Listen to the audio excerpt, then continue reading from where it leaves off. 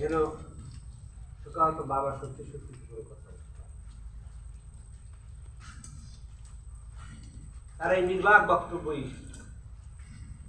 আমাদেরকে সারা বাংলাদেশে শত শত মা বাবার কষ্টের কথা স্মরণ করে দেবে। একই কষ্ট, সবার একই কষ্ট,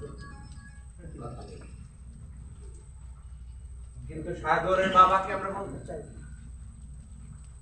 শত শত মা বাবা, যে সাগর, আবু সাইদ, মুগ্ধ এবং শান্ত, যারা এগুলো নিয়ে শহীদ হয়েছে, যারা মরে গেছে কোন দুর্ঘটনার মাধ্যমে, কিন্তু একজন স্বৈরাচারী জালেমের বিরুদ্ধে প্রতিবাদ করতে গিয়ে